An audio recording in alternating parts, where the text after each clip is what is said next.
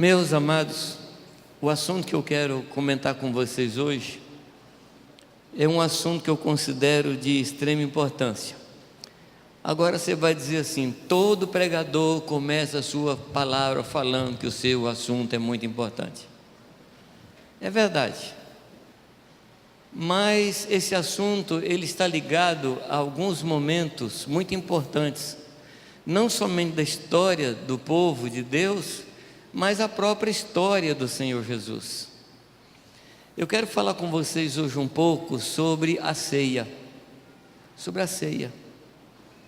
Eu não sei o que você entende de ceia, não sei o que você já estudou sobre ceia, não sei o que Deus já revelou para você a respeito da ceia, mas eu tenho uma convicção, que um pouco antes da volta de Jesus, o grande assunto que Deus vai trazer como revelação a nós é o corpo de Cristo. O que é o corpo de Cristo? Quem é o corpo de Cristo? Porque nós não poderemos viver em unidade, viver como corpo, por toda a eternidade que virá, sem compreender quem nós somos. Só de passagem, eu queria lembrar a você que a ceia ela foi instituída primeiro através da Páscoa. Ela foi instituída pelo Senhor e está ali no capítulo 12 do livro do Êxodo, e ali você percebe algumas coisas que o Senhor falou a respeito da Páscoa. Em primeiro lugar, a Páscoa foi dada para o povo de Deus. Então a Páscoa era alguma coisa que Deus instituiu, onde Ele estaria com o seu povo, assentado com o seu povo, se alimentando com o seu povo, e o seu povo se alimentando dele. Você se lembra que a Páscoa ali no Egito, ela determina, ela define quem é quem. Esse povo vai estragar a gente mesmo. Pondo água de coco aqui. Chega em Jundiaí, eu vou querer a mesma coisa e não vão dar. Aí eu tenho que voltar para cá. Pois é. Mas a Páscoa, se você se lembrar, ela define quem é quem. Porque o sangue do Cordeiro, passado no umbral da porta, dizia: esse é, e quem não tinha a porta pintada com sangue, esse não é. Então a ceia fala quem a gente é, se a gente é do povo de Deus ou não é do povo de Deus. A ceia também foi dada no último momento em que o povo estava no Egito. Até aquele dia, aquele povo era escravo. Depois daquela noite, aquele povo era livre.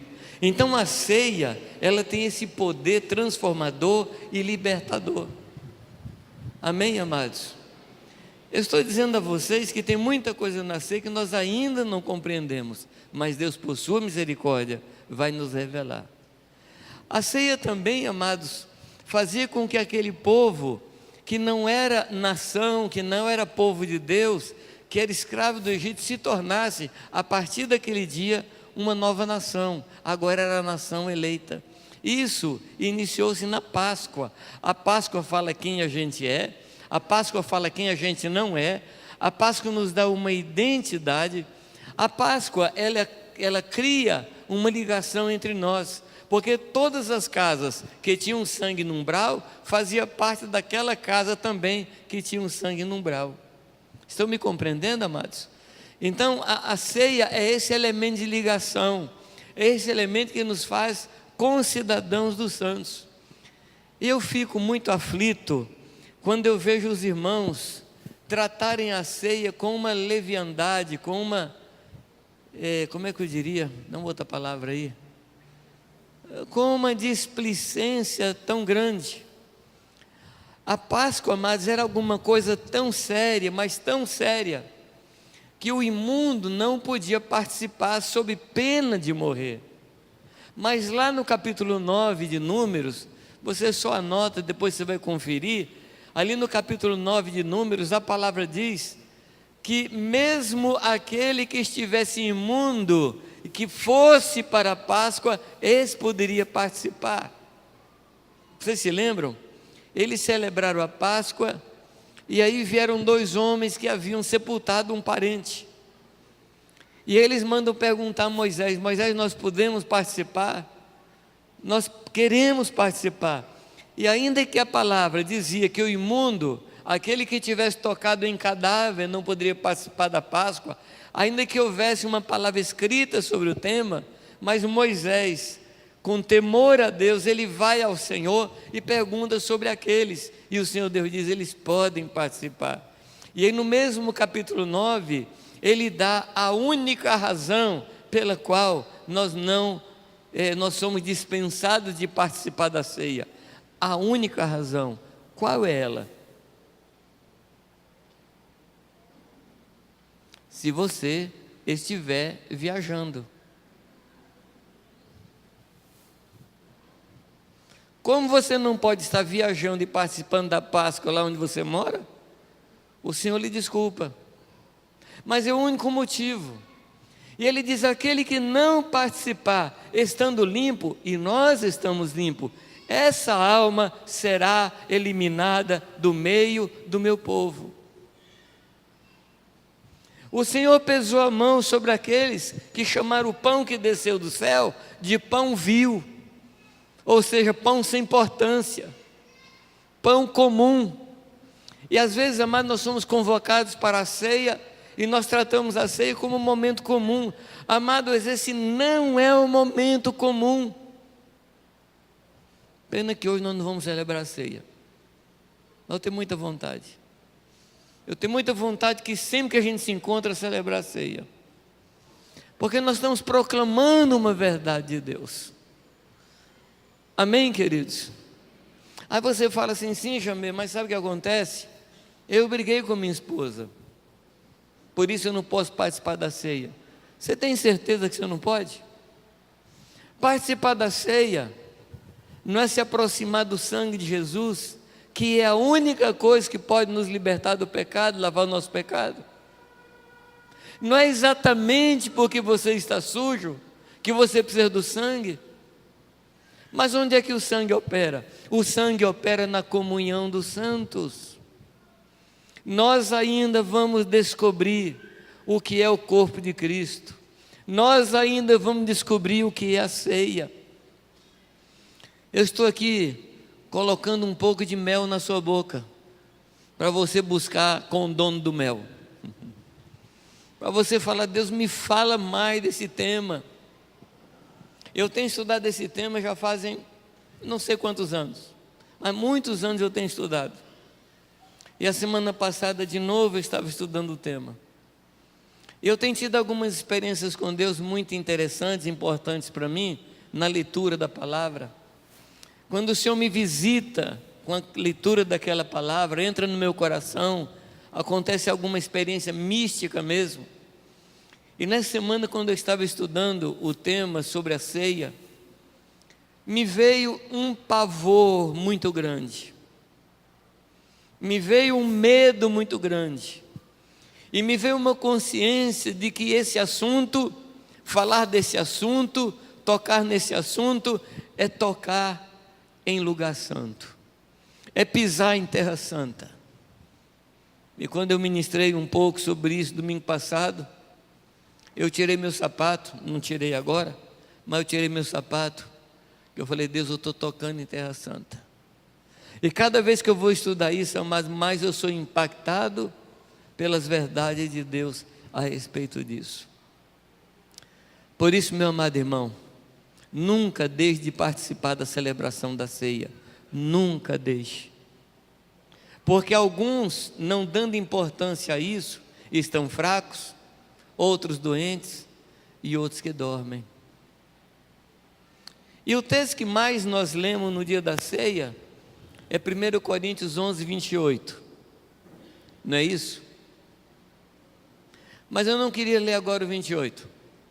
Eu queria ler com você o versículo 17, do primeiro capítulo, capítulo 11 de 1 Coríntios.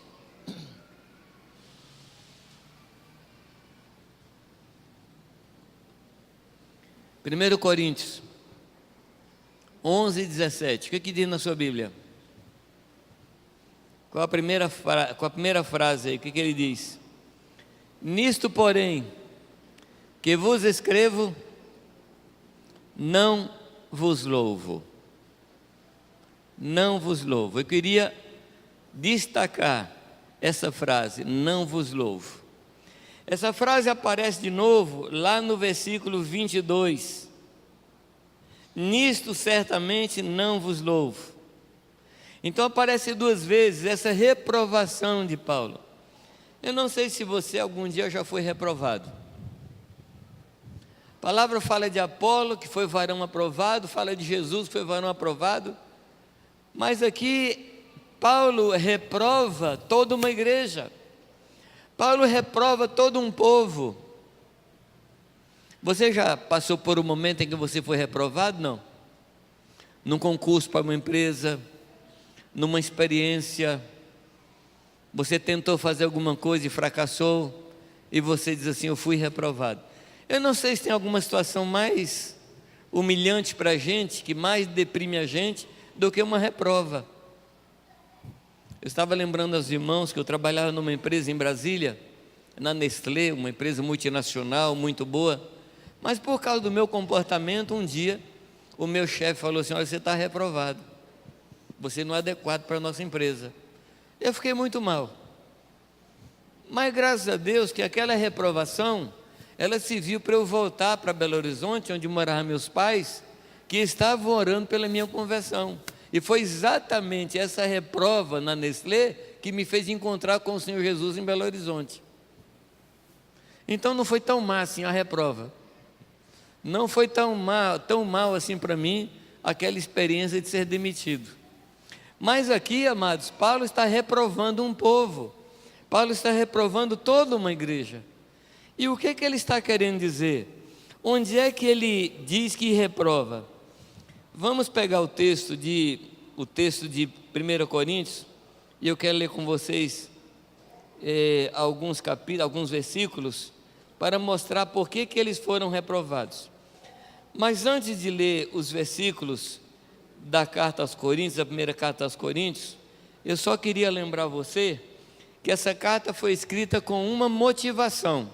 Houve uma motivação. E qual foi a motivação, amados? Por que Paulo escreve essa carta?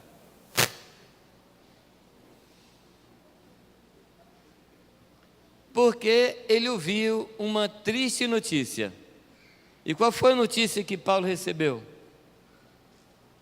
Que havia na igreja dos corintianos uma preferência por São Paulo. Isso é abominação. Mas não só por São Paulo, mas São Apolo, São Cefas. E Paulo, ele define a coisa muito simples, com muita simplicidade. Ele diz, essas preferências existem entre vocês porque vocês são carnais. A preferência é o começo da divisão. Quando eu prefiro alguém, eu prefiro essa pessoa em detrimento de outra. Eu não prefiro duas pessoas sem desprezar uma delas. É verdade que alguns disseram assim, eu sou de Cristo.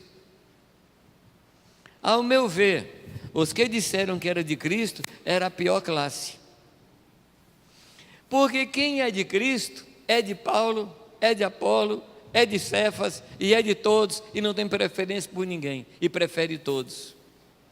Mas quando você diz assim, eu não sou desse, eu não sou daquele, eu não sou daquele, pois eu sou de Cristo, significa que os outros não são.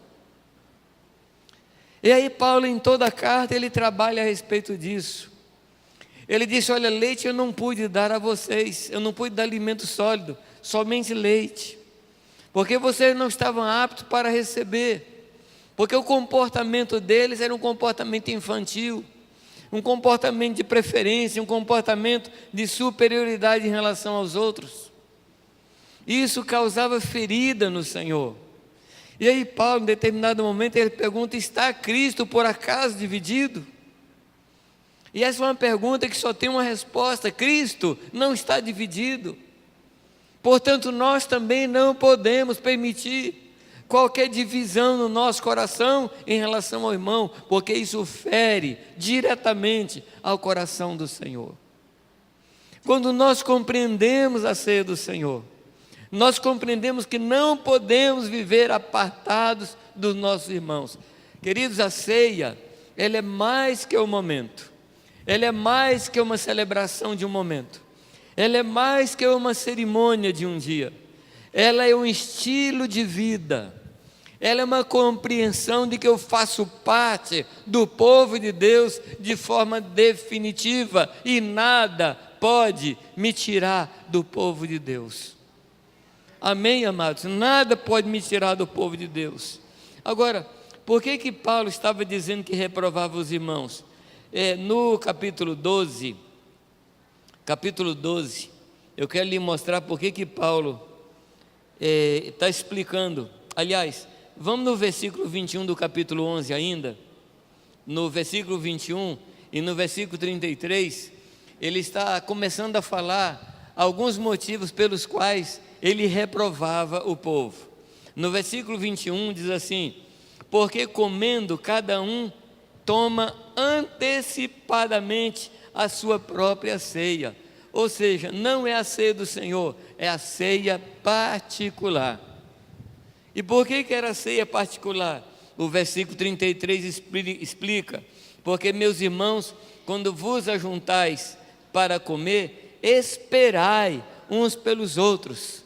Esperar aqui, amados, não é fazer aquele movimento sincronizado, não é como muitas vezes nós fazemos no dia da ceia. Todo mundo pega o pão, e quando eu contar até 3, você põe na boca e mastiguemos todos sincronizadamente. Não é isso, amados. O esperar aqui, amados, fala de acolher. O esperar aqui fala de abrigar. O esperar aqui fala de hospedar. A expressão aqui está muito ligada ao que aconteceu com Jacó. Quando Jacó foge da sua casa, na saída ele faz uma oração. Ele diz: Senhor, se o Senhor permitir que eu volte em paz, eu vou lhe dar o dízimo de tudo que eu tenho. Claro, a gente sabe o que ele tinha. Ele tinha um bordão, tinha uma capa e nada mais. Mas ele orava a Deus para voltar em paz. E o que era voltar em paz na cabeça de Jacó?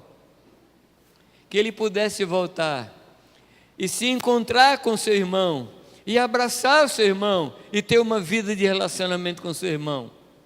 E durante 21 anos Jacó ora por isso. Durante 21 anos ele mora com Labão, seu sogro. Ele se casa uma vez, casa várias vezes, outra vez, e ele fica esperando esse tempo. E chega um momento que ele diz: eu devo voltar para a minha terra. E ele volta, mas o coração dele está, ao mesmo tempo que está na expectativa de encontrar com o irmão, mas também tem um profundo medo de se encontrar com o irmão. Então o que ele faz? Ele prepara presentes, ele prepara animais e manda de presente para Esaú, seu irmão. E o Esaú vem e encontra aqueles bandos, aquelas manadas de gado, e pergunta o que está acontecendo, e o servo de Jacó diz que é um presente de Jacó para ele. E no fim ele se encontra com seu irmão, e Jacó diz que ao olhar para o rosto do seu irmão, ele vê como o rosto de Deus, porque aquilo ali era a resposta de 21 anos de oração. E o que seu irmão faz? O seu irmão diz: vamos comigo, deixa o povo aí, vamos voltar para casa juntos. O que Jacó fala, amados? Quem se lembra?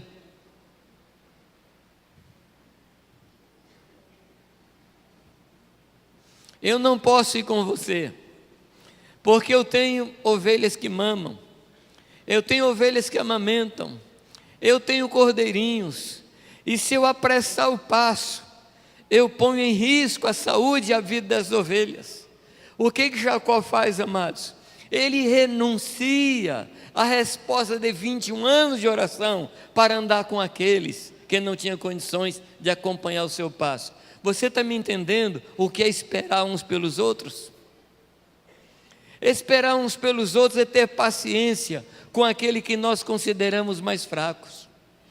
Esperar uns pelos outros é esperar por aquele que nós reputamos como pessoas sem revelação do Senhor. E nós precisamos esperar.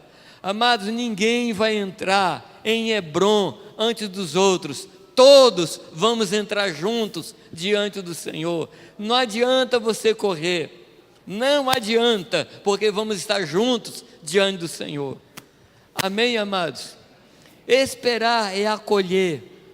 E quando nós não acolhemos, a ceia que celebramos não é a ceia do Senhor, é uma ceia particular, não é do Senhor. Porque o coração de Deus é um coração de acolhimento. O coração de Deus é um coração de hospedar. O coração de Deus é um coração de esperar. Você sabe disso, ou não sabe? Quanto tempo Deus lhe esperou? Quanto tempo Deus lhe esperou? 1 ano? 10 anos? Tem um salmo, Salmo 40, que diz: esperei pacientemente no Senhor. Mas eu acho que aquele salmo é de Deus, quando ele fala esperei pacientemente o jamê se voltar para mim. E aí Deus fala assim: ele ouviu o meu clamor, e atendeu minha voz, e veio para mim. Estevão fala que Deus esperou o povo 40 anos no deserto. Esse é o coração do nosso Deus, um Deus que espera. É o mesmo coração do pai do filho pródigo, que no caminho esperava. Amados, uma das características do povo de Deus é a hospitalidade. Um povo que hospeda, um povo que acolhe. Nós estamos vendo inúmeras congregações que se enchem de pessoas e logo depois se esvaziam de pessoas, porque falta coração acolhedor. O homem já é solitário, mesmo caminhando entre multidões aí nas ruas, mas ele precisa chegar no ambiente da igreja. Eu não me refiro no culto somente. Ele precisa chegar no ambiente de igreja e encontrar corações que o recebem. Você sabe como é bom chegar num lugar estranho e receber um abraço gostoso. Sabe ou não sabe? Você já deve ter visto experiências aí nas grandes cidades do mundo, pessoas com cartaz oferecendo um abraço. Você já viu, não? E quanta gente falando: estou precisando. Eu vi uma experiência no ano passado, uma pessoa oferecendo um abraço. Era um pai, dia dos pais. O homem se coloca no lugar e começa a abraçar pessoas. Gente, cada experiência. Era um desconhecido, mas quando a pessoa recebia aquele abraço, desmontava. O mundo sente necessidade de ser abraçado. A ceia fala isso. A ceia fala de acolhimento. Então não é uma questão automática de sincronismo para comer o pão. É muito mais que isso. Então uma atitude que Paulo reprovava, essa era a atitude de falta de acolhimento. Deixa eu lhe mostrar uma outra atitude que Paulo reprovava. Está no capítulo 12, no versículo 13. Nós estamos em 1 Coríntios, tá? Versículo 13. Aliás, o 14. Porque também o corpo não é um só membro, mas muitos. O corpo não é um só membro. E aí, no versículo 15, Paulo fala alguma coisa aparentemente ridícula. O que Paulo fala aqui? Se o pé disser: bom, já tenham em propriedade, porque pé não fala. Mas como é figura de expressão, como é uma parábola, ele diz: se o pé disser: eu não sou mão, então não sou do corpo. Isso aqui, amado, está falando de pessoas que não compreenderam o seu chamado, o seu ministério, a sua vocação de abençoar a igreja. Ele não se conforma com aquilo que Deus falou que ele é. Ele sonha em ser alguma coisa que Deus não falou. Meu amado, nós precisamos escutar o Senhor sobre a nossa identidade, o nosso papel, mergulhar nisso, nos alegrar nisso e nos comportar segundo aquilo que Deus falou que nós somos. Se você é um pé, seja um pé, o melhor pé que já existiu até hoje. Um pé ungido, um pé maravilhoso, um pé que vai pelos montes anunciando o reino de Deus, mas seja um pé em favor dos outros. Se o ouvido disser, porque eu não sou olho, eu não sou do corpo, isso aqui está falando, amados, de inconformismo com a vontade de Deus. Mas se você compreender o espírito da ceia, você vai entender que o que você é em benefício dos outros. O pé não é pé para si, ele é pé para o corpo. Eu vou parafrasear: o pé não vive para si mesmo, mas vive para o corpo no qual ele está. O que você é no corpo, amados? O que nós somos na igreja? Quando nós compreendemos a ceia do Senhor, nós passamos a ser mais operosos, nós passamos a ser mais úteis, porque nós vamos procurar servir naquilo que nós somos. E quero dizer para você que ninguém está no corpo de Cristo sem função. Ninguém foi posto na igreja de Deus sem função. Deus nos colocou, cada um de nós, no corpo, no lugar que Ele quis, conforme Ele quis, com um fim proveitoso de abençoar os outros. Amém? O seu temperamento, a sua forma de ser, o seu caráter, a sua personalidade, tudo isso é um conjunto que Deus montou em você, que Deus criou em você, não para você, mas para o restante do povo de Deus. Por favor, amado, não celebre a ceia, a sua própria ceia. Não viva uma vida isolada. Mais adiante, aqui no próprio capítulo 12, tem um outro tipo de gente, que diz assim, versículo 21, o olho não pode dizer à mão, não tenho necessidade de ti. Você diz assim, mas Jamei, isso é ridículo. É ridículo. Eu sei que é ridículo, amados, mas quantas vezes nós temos uma atitude de não depender dos nossos irmãos? Às vezes a gente não tem coragem de falar, eu não preciso de você, mas a nossa atitude diária é essa. A gente não pede conselho, a gente não pede ajuda, a gente não pede que pessoas cuidem de nós, a gente não se submete uns aos outros, por quê? Eu não preciso de você. Quando eu digo assim, porque eu sou pé, porque eu não sou mão, não sou do corpo, e eu não preciso de você, acontecem algumas coisas. Primeiro, acontece um isolamento, eu começo a me afastar das pessoas. E quando eu começo a me afastar das pessoas, eu aí também entro em julgamento, eu começo a julgar as pessoas. Quem aqui já não ouviu a célebre frase, na igreja ninguém presta, todo mundo é falso? Você já escutou isso? Não? É tudo fingimento. A palavra diz que um homem no passado falou assim, não há um justo sequer, ninguém teme a Deus, aliás, ninguém presta, ninguém serve, mas ele falou isso, amados, ele falou isso no momento de loucura. Disse o nécio no seu coração, não há um justo e ninguém que busque a Deus, ou seja, ninguém presta, mas foi o nécio, foi o tolo que falou isso, porque quando Deus pôs a cada um de nós na igreja, Ele nos pôs em benefício dos outros. Você não vive para si mesmo, você vive para os outros. Eu estava comentando hoje, aliás ontem de manhã, com os pastores, e eu falava de uma figura geométrica, para eu tentar explicar o que eu pensava. Vamos pensar na figura do triângulo. O triângulo ele tem três lados, mas vamos pensar no triângulo, pensar nas duas linhas que saem de baixo e vai para cima.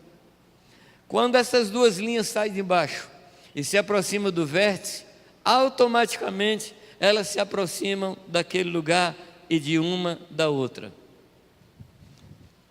O que eu quero dizer para você, que é impossível você se aproximar de Deus se afastando dos irmãos.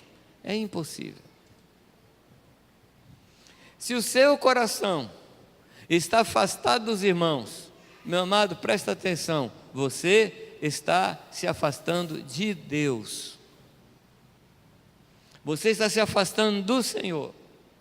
É impossível ser cristão fora da igreja. É impossível se aproximar de Deus sem me aproximar do meu semelhante que também já está em Deus. Quando você chegar em Deus, você vai encontrar essas pessoas que estão do seu lado. Goste ou não. Então, amado, dá um jeito de gostar. Porque você vai passar um bom tempo perto dessas pessoas. E um bom tempo que eu quero dizer é eternidade. Não vai assim terminar, bom Deus, você vai mandar essa pessoa para onde? Você vai deslocar ela para onde? Você vai mandar ela para onde? Não vai. Deus não tem um jeito do Senhor mandar ela morar em outra rua? Não tem. Então dá um jeito de gostar hoje. Agora é bem verdade que a palavra de Deus não tem nenhum texto que diz assim, gostai-vos uns dos outros. Não tem. Porque gostar é o negócio da alma, a gente gosta de um, não gosta de outros. Mas a palavra tem um mandamento que diz amai-vos uns aos outros. Amar é diferente de gostar. Eu não amo quiabo, eu gosto de quiabo. Eu amo minha esposa. Eu amo pessoas. Gosto de coisas. Das coisas eu gosto. Mas há pessoas eu amo. Mas é o amor que Deus já derramou no meu coração. Não foi por um esforço próprio. Não foi porque eu me esforcei para amar. Mas eu amo com o amor que uma vez por todas Deus derramou no meu coração pelo seu Santo Espírito. Amém, amados? Eu quero dizer com isso, queridos, que nós temos toda a possibilidade de andar naquilo que Deus quer. Nós temos toda a capacidade de andar segundo a vontade de Deus. Nós temos. Então, em hipótese nenhuma, você pode dizer, eu não necessito de você. Isso é tolice.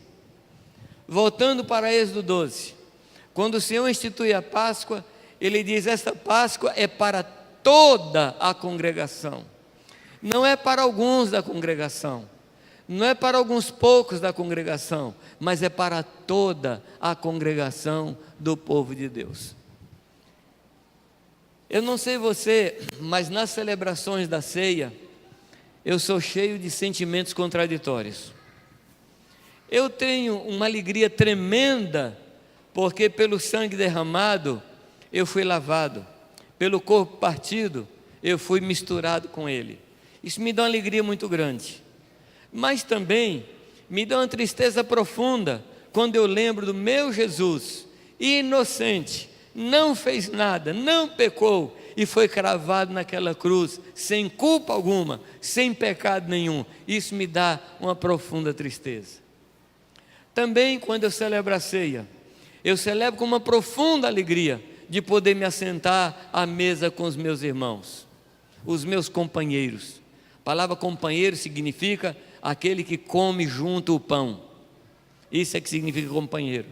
E eu me alegro com os meus companheiros, me alegro com aqueles que comem o pão comigo, mas me vem uma tristeza muito grande, porque ainda eu não posso celebrar a ceia com irmãos que estão afastados de mim, mas um dia, todos nós vamos comer o pão juntos, todos nós. Então essa tristeza que eu sinto em relação à igreja, e não poder celebrar junto, é uma tristeza passageira. Deus vai resolver isso. Amém, amados? Muito bem. Qual é a atitude que Paulo reprova? É não esperar, é não valorizar o irmão, é não andar naquilo que Deus chamou você para você fazer, executar no meio da igreja. Qual a atitude que Paulo reprova? É a atitude de não ter necessidade de ti. Quantas vezes você tomou decisões sem conselho dos irmãos? Eu não sei se tem alguém aqui que já tomou alguma decisão sem conselho dos outros. Já tem aqui, não? Eu acho que não, né? Vocês são sábios, inteligentes, já recebeu de Deus revelação e sabe que não pode andar sozinho. É assim ou não? Quantos aqui, eu vou expor vocês agora, tá? Quantos aqui já tomou uma decisão sem pedir conselho e quebraram a cara? Desculpa a expressão. E quebraram a cara, deixa eu ver. Só esses aí? Levanta a mão, meu caro. Eu estou te dando um conselho, levanta a mão. Que fruto você colheu? Fruto amargo. Porque Deus não fez a gente para andar sozinho. Lá no começo, o que ele fala? Não é bom que o homem esteja só. É verdade que aquele texto ali a gente aplica imediatamente ao casamento. Mas no contexto da igreja é assim, amados. Não é bom que o homem esteja só. Não é bom que o irmão ande sozinho. Não é bom que o irmão decida sozinho. Na medida que os anos vão passando, para mim pelo menos, eu me torno cada vez mais dependente dos irmãos. As coisas que eu vou fazer, mesmo coisas que eu já sei como fazer, eu paro e pergunto: o que você acha disso que eu vou fazer? Meu amado, sempre peça conselho. Não confie na sua capacidade pessoal. Você sabe quem mais morre afogado? Não. É quem sabe nadar. Porque quem não sabe nadar fica na beirada, esse não vai morrer afogado. Mas quem sabe nadar se arrisca. Não se arrisque, meu irmão. Deus pôs a igreja do seu lado para que você peça conselho, e na multidão dos conselheiros está a sabedoria. Amém? Então tira do seu coração essa coisa: eu não tenho necessidade de ti, eu não tenho necessidade da igreja, porque isso não é verdade. Nós nos necessitamos. Se o pé falar para mim: não tem necessidade de você, eu vou rir dele, porque tanto eu preciso dele como ele precisa de mim. Isso é o que o Senhor fala. Quando eu digo eu não tenho necessidade de ti, eu descobri que posso ver sem você. Na Páscoa, a Páscoa foi instaurada, foi instituída para toda a congregação. Mas isso tinha que ser celebrado no contexto da família. E a palavra diz, amados, que se a família fosse pequena para o cordeiro, o que deveria fazer essa família? Convidar a família do lado. Aí eu pergunto a vocês: você basta para o cordeiro? Você é grande o suficiente que você não precisa de outro? Eu sei qual é a resposta. O cordeiro é maior que nós, e nós sempre vamos precisar de irmãos para comer o cordeiro conosco. Por isso nós estamos juntos aqui. Se o cordeiro fosse pequeno, nós o comeríamos sozinho na nossa carne, na nossa casa. Mas nós precisamos estar juntos, comendo o cordeiro juntos. Amém, amados? Nós precisamos estar juntos. Às vezes, a pessoa está com o coração quebrado, coração ruim, e começa a dizer: olha, ninguém me acrescenta nada, ninguém me ensina nada, eu já sei tudo. Eu sei, queridos, que a gente não costuma falar isso, mas quando eu não peço conselhos aos outros, é isso que eu quero dizer. Eu não preciso de ninguém, eu já sei resolver, ninguém me acrescenta nada. E a continuação disso é: eu posso seguir a Jesus sem os outros. Queridos, é impossível, porque quando você segue em Jesus, você se encontra comigo lá. Quando eu chego em Jesus, eu encontro com você lá, e eu não posso andar em Jesus sem você. Amém? Se você pudesse falar pelo menos para 2 pessoas aí: eu preciso de você.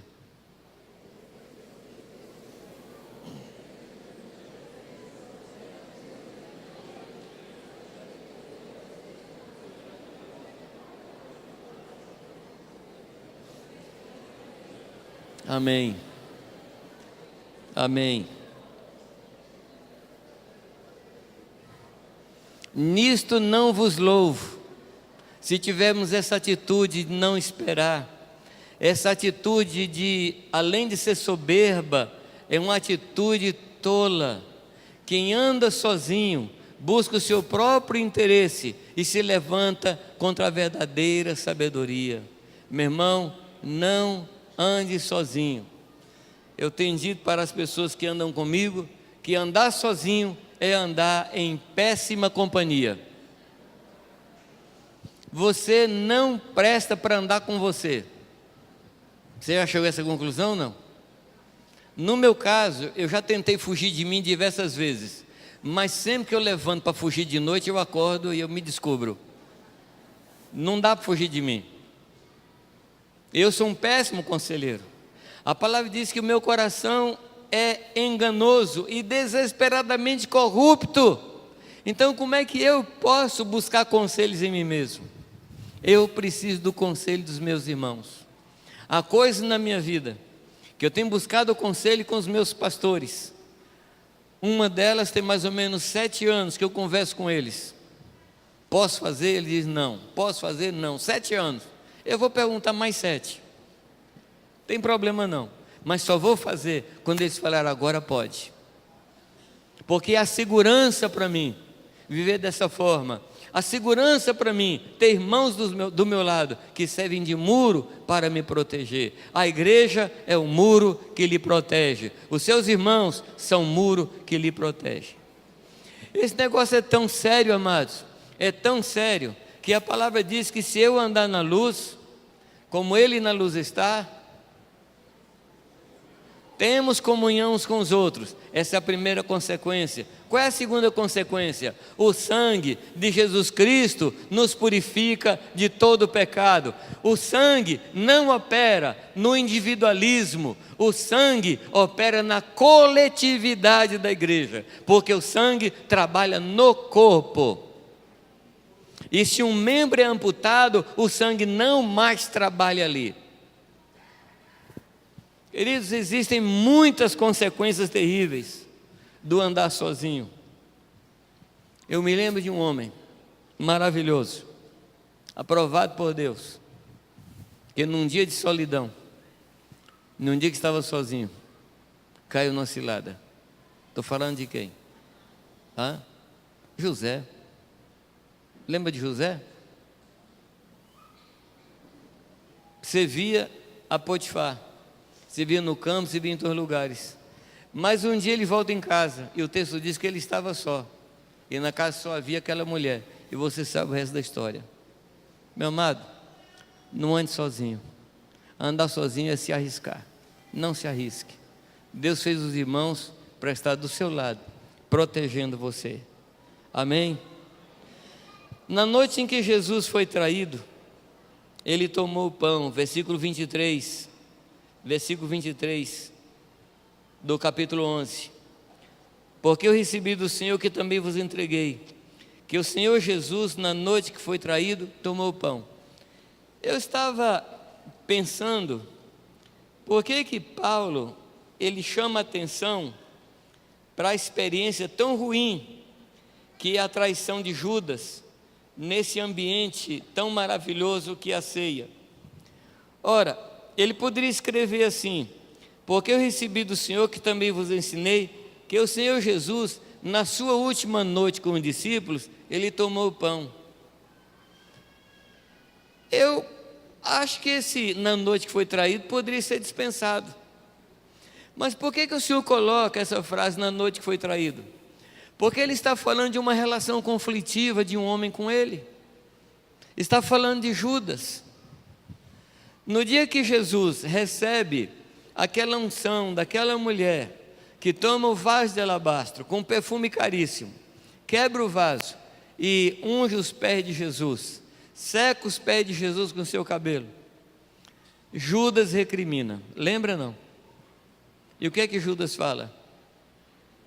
Esse perfume poderia ser vendido por 300 denários, ou seja, 300 dias de trabalho, e o resultado poderia ser dado aos pobres. Quando Jesus disse para ele que não era assim, que a mulher estava fazendo isso,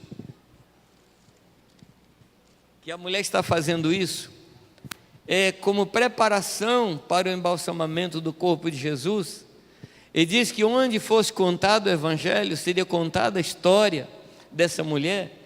Judas fica irado, e diz a palavra que nesta noite, Judas resolve trair o Senhor Jesus.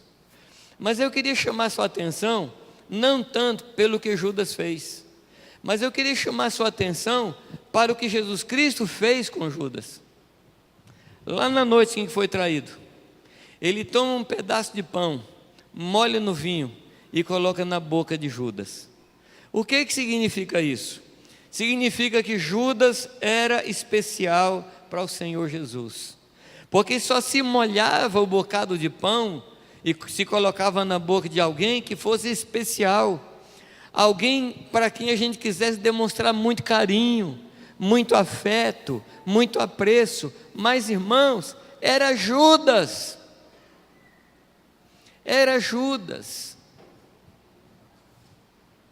Eu, no lugar de Jesus, sabendo que Judas ia trair, eu teria chamado de Judas porque ele ia ter que cumprir o papel dele.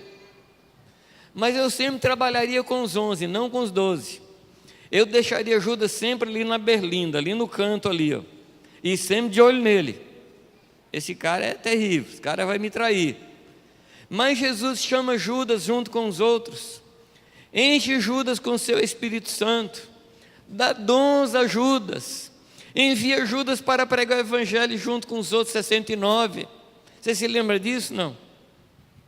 E até o último momento, até a última situação, quando Jesus está no Getsêmani e Judas está trazendo um grupo de homens para prender a Jesus Cristo, como é que Jesus se refere a Judas?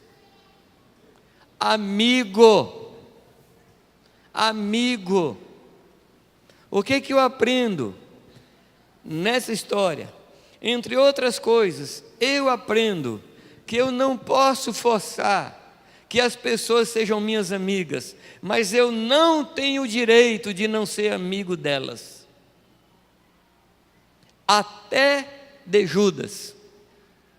E o texto diz que, tendo amado, amou até o fim. Honestamente, eu não sei se esse até o fim está se referindo a tempo ou a consequências. Eu não sei se o texto que está falando que ele amou até o fim da sua vida, ou eu não sei se ele está dizendo eu amei até as últimas consequências aquele que se levantou contra mim, aquele que comigo metia a mão no prato. Mas esse é o espírito da ceia, de entrega, de dar o pão molhado, de ser carinhoso, de ser afetuoso, mesmo com aqueles que fizeram alguma coisa contra mim. Você é capaz? Você é capaz? A ceia aponta para o perdão. Quando nós nos assentamos à mesa do Senhor, Ele se assenta com pessoas perdoadas. Quando eu me assento com Ele à mesa, Ele não se lembra dos meus pecados. Você sabia disso? Não? Quando você se senta à mesa da comunhão com o Senhor não fica olhando para você assim, mas que sujeito hipócrita, né? Semana passada ele bateu na mulher, chutou o cachorro, atravessou o farol vermelho e agora vem sentar à mesa aqui comigo. Deus não leva em conta os nossos pecados, aqueles que são confessados, e deles o Senhor não mais se lembra. Não se lembrar, falando da parte de Deus, não estamos tratando de um caso de amnésia, porque Deus não tem amnésia. É que Deus decide que aquilo que nós fizemos não vai interferir na atitude dele para conosco. Aliás, a palavra diz, amados, que os nossos pecados fazem separação entre nós e Deus. Não diz que faz separação entre Deus e nós. Porque Deus sempre está perto de nós. Nós é que voltamos as costas para Ele. Nós é que nos afastamos dEle. Amados, é essa mesma atitude que nós precisamos ter de uns para com os outros no espírito da ceia. É por isso que Paulo fala, amados, que devemos ter em nós o mesmo sentimento que houve em Cristo Jesus. Na noite em que foi traído, ele toma o pão e ele diz assim: isto é o meu corpo, que foi partido por vós. Toma o cálice e diz: esse é o sangue que foi derramado por vós. E aí ele fala uma coisa: fazer isso em memória de mim. Fazer em memória significa lembrar daquilo que Jesus Cristo fez. Quando eu olho para trás, 2000 anos atrás, 2000 e poucos anos atrás, e penso na morte de Jesus, de que é que eu me lembro? De que você se lembra? Em primeiro lugar, queridos, eu me lembro que Jesus morreu na cruz para pagar a nossa dívida diante de Deus. A ceia fala isso. A ceia proclama que eu já fui perdoado. A ceia proclama aquilo que foi cantado hoje à noite aqui: já não há mais nenhuma condenação para aqueles que estão em Cristo Jesus. O que Deus faz, amados, é que Ele não permite mais que aquilo que eu fiz interfira no seu sentimento ao meu respeito. Deus sempre me ama e sempre me amará, e nada pode me separar do amor de Deus que está em Cristo Jesus. A ceia fala isso, amados. Quando eu me assentar para celebrar a ceia, eu devo lembrar disso. Senhor, o sangue que o Senhor derramou no Calvário, o sangue que o Senhor derramou ali, me purificou completamente. Eu já não tenho mais nenhuma dívida. Por isso que a ceia, amados, é um momento de proclamação, é um momento de celebração, é um momento de felicidade, porque nós não mais levamos a carga do pecado sobre nós. Amém, amados? Por favor, ao celebrar a ceia, traga isso no seu coração: eu fui perdoado, por isso eu posso me assentar à mesa do Senhor. Às vezes nós olhamos para a ceia ou para a morte de Jesus, nós olhamos assim, mais com um olhar jurídico. Nós olhamos para um aspecto jurídico, para a morte de Jesus. Tem também o aspecto jurídico. O que é que eu chamo de aspecto jurídico? É que o Senhor pagou, o Senhor Jesus pagou a dívida que eu tinha para com Deus. A cédula que era contra nós, aquele título que era contra nós, foi cravado na cruz, e hoje nós não temos mais nenhuma dívida. Amém, amados? Então a morte de Jesus tem esse aspecto jurídico, de pagamento de dívida, de completar a justiça de Deus, de satisfazer completamente a justiça de Deus. Mas, amados, a ceia do Senhor é mais do que isso. Isso é verdade, mas é mais do que isso. O Senhor morreu na cruz para restaurar a nossa comunhão com o Pai, que estava quebrada. E hoje nós podemos ter acesso completo ao nosso Pai, porque não há mais véu. E o véu não foi rasgado de baixo para cima, o véu foi rasgado de cima para baixo. Foi iniciativa dele. Foi iniciativa dele sair do céu e vir para cá. Foi iniciativa dele rasgar o véu. Foi iniciativa dele nos chamar. Foi iniciativa dele nos esconder nele mesmo. Foi iniciativa dele nos levar com ele e nos assentar em Cristo Jesus nas regiões celestiais. Ele tomou todas as iniciativas. Ele morreu na cruz para restaurar a nossa comunhão com o Pai. E hoje você pode entrar quantas vezes por dia na presença de Deus e falar com Ele? Aliás, deixa eu te falar uma coisa. Você não precisa mais entrar num lugar, porque o Senhor entrou em você.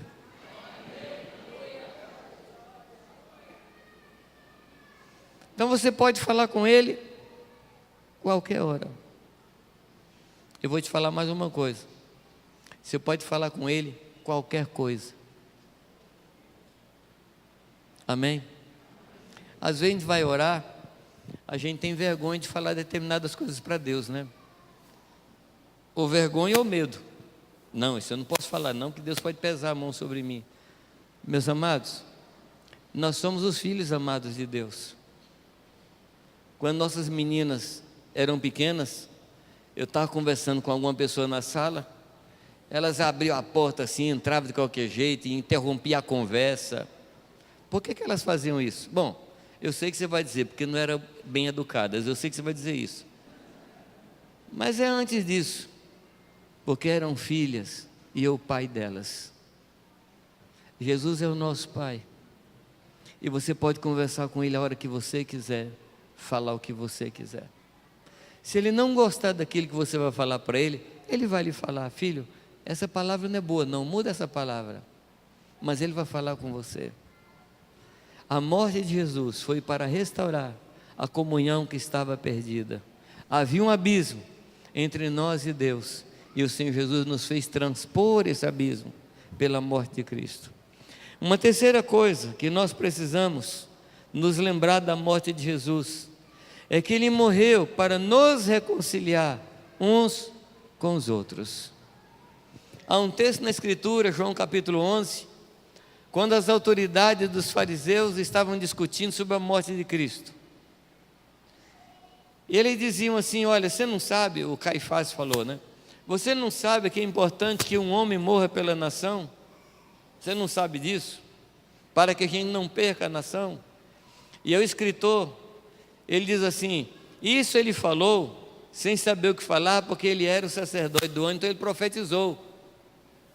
Porque era importante que Jesus Cristo morresse para juntar no seu corpo os filhos dispersos. E o que Deus está fazendo hoje em nossos dias é juntando filhos dispersos. Nós estamos aqui por obra do Senhor.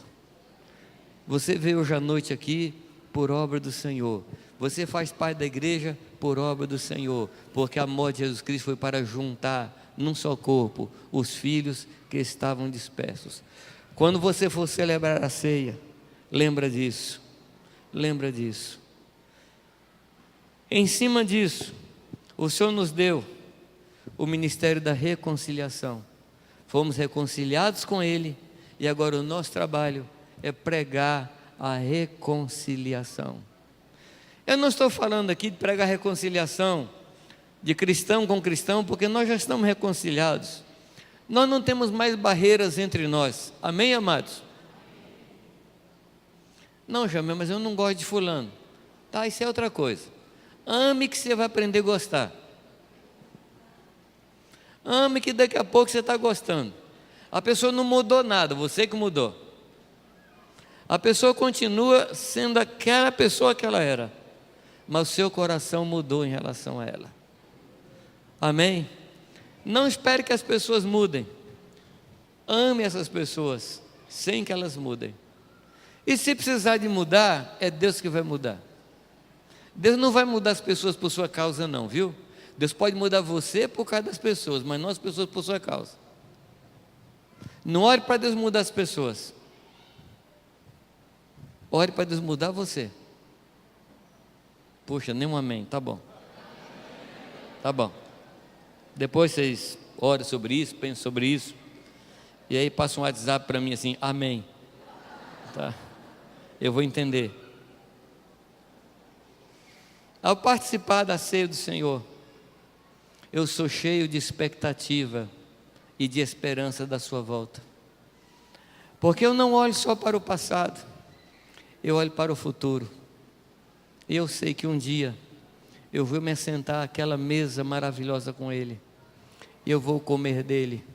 E Ele vai me servir. E não haverá mais separação entre nós. Nunca mais eu vou precisar ir para minha casa. O Arthur Remos, meu pai na fé, ele interpretava a história de Enoque. Você lembra da história de Enoque? A Bíblia diz assim: Enoque andou com Deus e Deus para si o tomou. Então Arthur, ele dizia que todos os dias Deus vinha conversar com Enoque. E saíam os dois caminhando pela estrada, conversando, batendo aquele papo. Quando chegava a tardezinha, Enoque falava assim: Deus, estou precisando voltar para casa, está ficando longe. E Enoque voltava para casa. Dia seguinte os dois se encontravam e caminhavam. Aí teve um dia que eles foram muito longe. E Deus levou para a casa dele. Enoque não voltou para sua casa, foi para a casa do Senhor. Porque andavam juntos. Eles andavam juntos.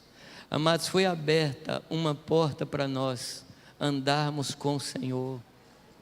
Foi aberta essa possibilidade da gente andar com Deus todos os dias, todas as horas, perceber Deus do nosso lado o tempo todo. Eu não sei falar. Tem um carro ali fora, HB20, que está sendo doado para missões, ou não, é para tirar, é OZM 5791. Urgente.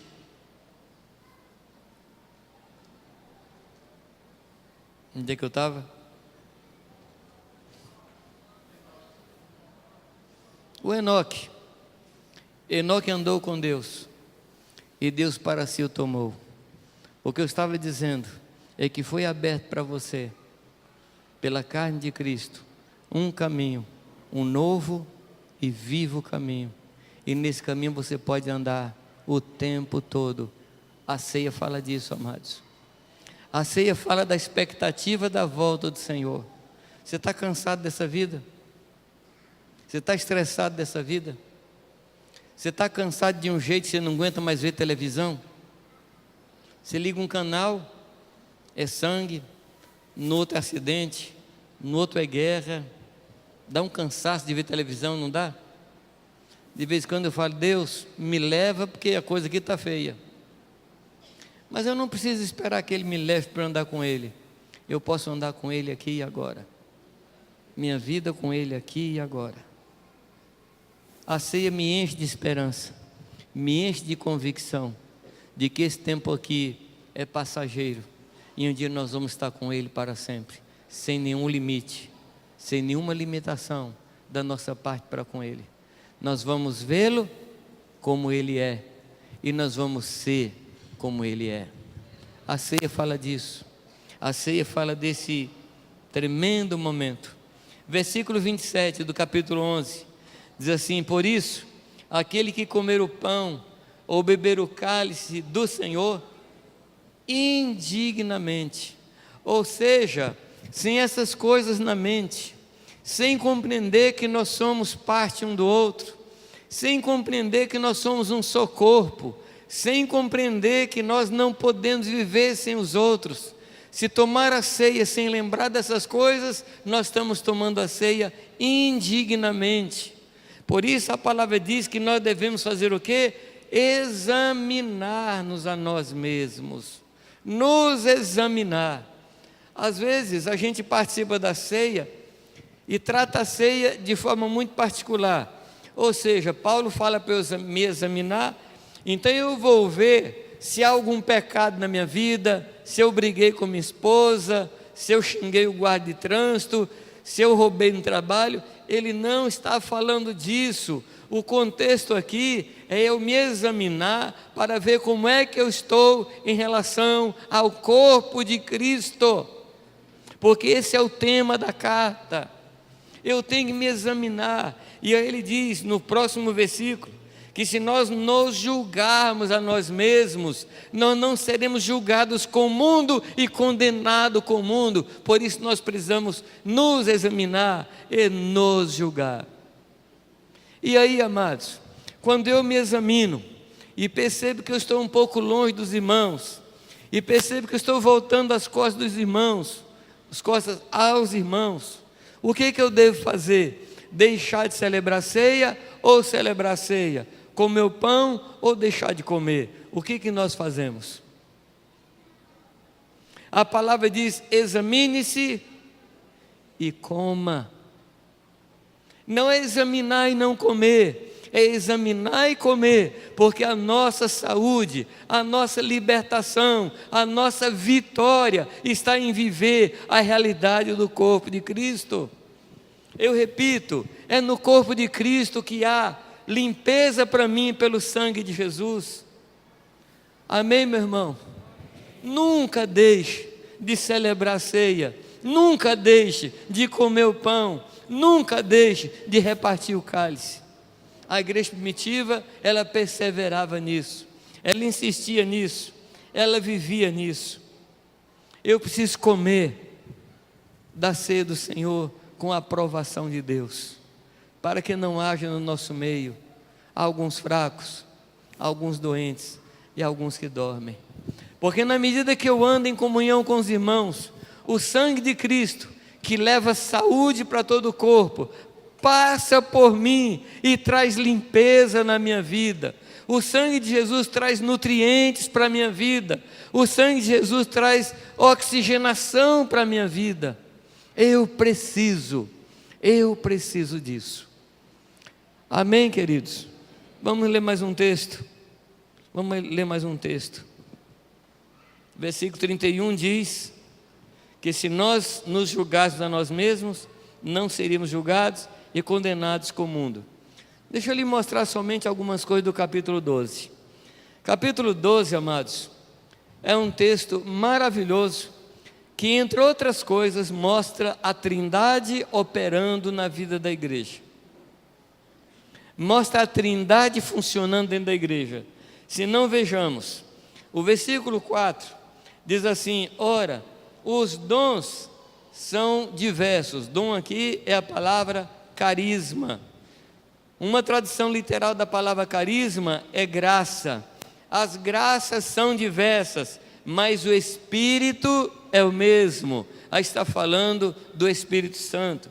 No versículo 5 diz assim: há diversidades de ministérios ou serviços, mas o Senhor, aqui se refere a Jesus Cristo, é o mesmo. Quando ele fala de ministérios, ele está falando de serviços de uns para com os outros. Nós precisamos, no espírito da ceia, servir uns aos outros. A palavra aqui é diaconia, que é ligada a Jesus Cristo, que foi o servo de Deus.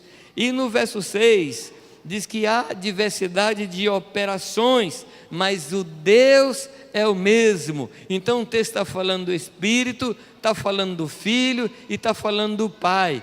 É o único lugar onde a Trindade opera em plenitude, é no ambiente da igreja de Deus. E se você quiser mais operação da Trindade, você precisa viver no espírito da ceia.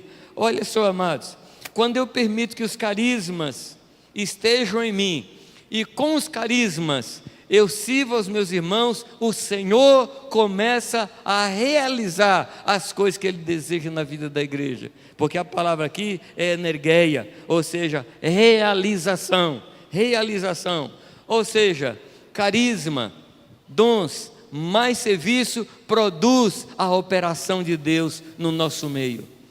Às vezes pessoas me perguntam: Jamê, por que hoje nós não vemos os milagres como nós vimos antigamente? Talvez uma das respostas é isso, que nós deixamos de servir uns aos outros pelo Espírito Santo, e Deus não tem espaço para operar milagres no nosso meio.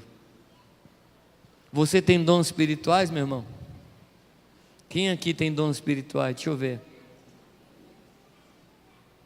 Você se lembra o que é que diz 1 Coríntios 14, 26?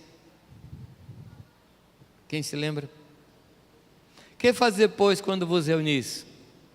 Um tem salmo, o outro tem hino, o outro tem cântico, o outro tem isso, o outro tem. Não falou que recebe.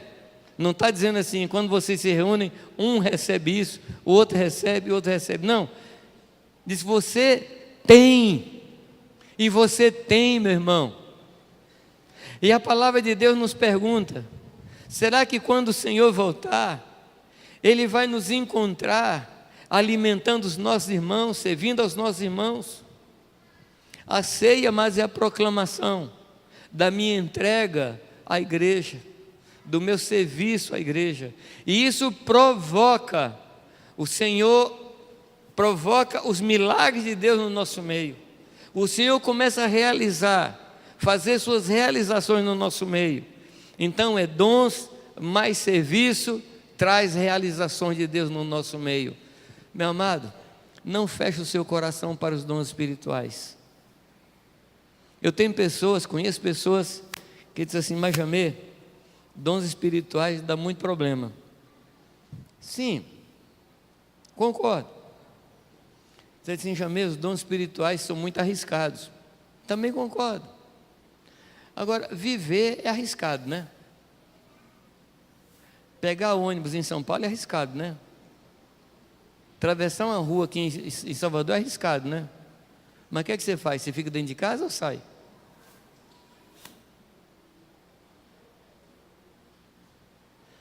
Você se preocupa com a sua imagem? É por isso que você não anda nos dons espirituais? É com isso que você se preocupa? Não, eu não quero andar nos dons não, porque se eu cometer algum erro, como é que fica? Meu amado, só não erra é quem está morto. Nós temos liberdade de errar. O que nós não temos é liberdade para pecar. Mas nós estamos no ambiente da igreja. Se Deus quiser usar você nos dons espirituais, deixa Deus lhe usar. E se você desviar alguma coisa, os irmãos vão chegar para você e falar: irmão, olha, essa parte aí não estava muito ungida não, viu? Mas o resto estava maravilhoso. Porque um fala e os outros julgam. Isso é a igreja, meu irmão. Será que você não está impedindo o crescimento de outro irmão, porque você está retendo os dons? E aí depois fica perguntando, por que não tem os milagres que tinha antes? Você não deixa. Tem irmãos que Deus quer usar no serviço de cura, curar outros, mas ele tem vergonha, ele fica sem jeito, e se não der certo? Meu irmão, se você puser a mão na cabeça de alguém, e Deus não curar, se alguém passar vergonha, quem é que vai passar vergonha? Foi aquele que falou para você pôr a mão na cabeça, não é você, porque você mesmo não cura. Dá para entender isso? Não? Seja usado por Deus, seja usado pelo Senhor.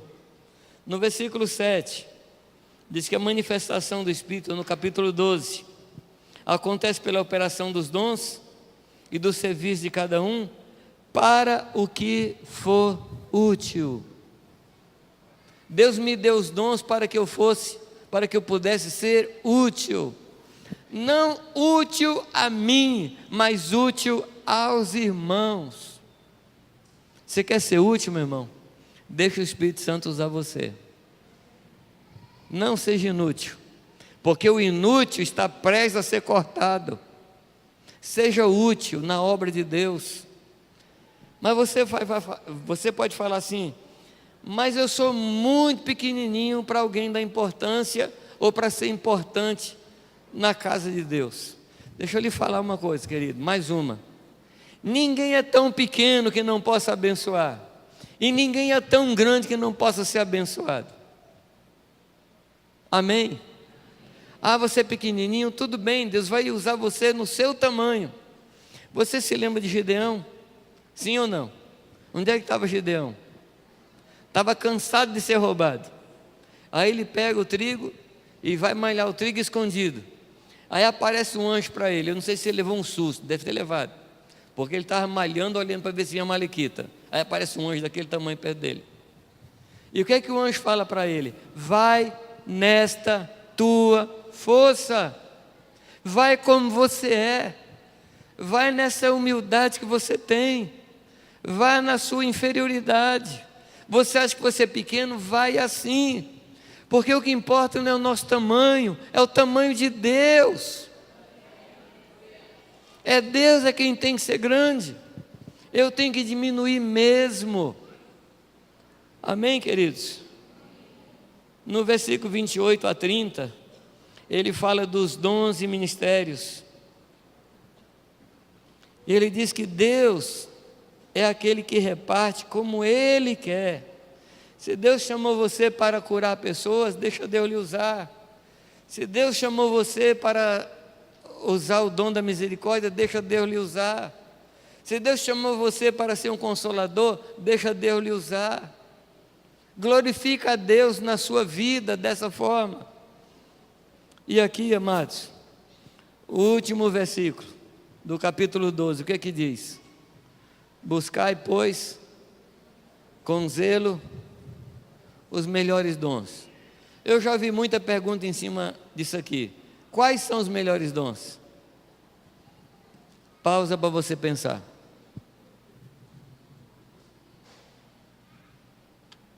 Bom, eu já ouvi alguns estudiosos dizer que dom de língua, dom de variedade de língua é o pior. Então você tem que buscar o melhor, que o melhor dom é o dom do amor. Só que na lista de 1 Coríntios, no capítulo 12, não existe o dom do amor. O amor é o que faz funcionar todos os outros. Então, qual o melhor dom? É o dom que for mais útil aos irmãos. O melhor dom é aquele que edifica as pessoas. Qual o pior dom? É o dom que é usado por você mesmo. Esse não serve. Esse está contaminado, porque você usa para o seu prazer. Quando você abre o seu coração e se entrega para Deus usar você em qualquer dom, esse é o melhor dom. Esse é o melhor dom. Interessante que o capítulo 12 fala de dons e o capítulo 14 fala de dons. Você reparou, não? E o que é que tem no meio desses dois capítulos? Não me fala que é o 13, não, que eu sei. 12, 14 está no meio 13, mas não estou perguntando qual o número do capítulo. Qual é o assunto entre dons e dons? É o amor. É o amor, que é o que nos motiva a servir aos irmãos e servir a Deus. Não adianta você entregar o seu corpo para ser queimado. Não adianta você distribuir toda a sua riqueza aos pobres. Não adianta. Se não tiver amor, é um sino que retine. Isso nada nos aproveita, é o que diz a palavra. Meus amados irmãos, eu quero deixar essas palavras com vocês. E que vocês possam realmente pedir a Deus: Senhor, dá-nos revelação do que é a ceia. Nunca mais vou faltar num dia de ceia, nunca mais. Eu quero estar lá para abençoar e ser abençoado. Amém? Eu quero viver no espírito da ceia, não um dia por mês, mas todos os dias. E no dia da celebração da ceia, eu estarei celebrando a verdade da minha vida. Não será uma representação, mas será a realidade da minha vida, viver no espírito da ceia. Que o Senhor lhe abençoe, que o Senhor guarde sua vida. Amém? Muito obrigado, amados.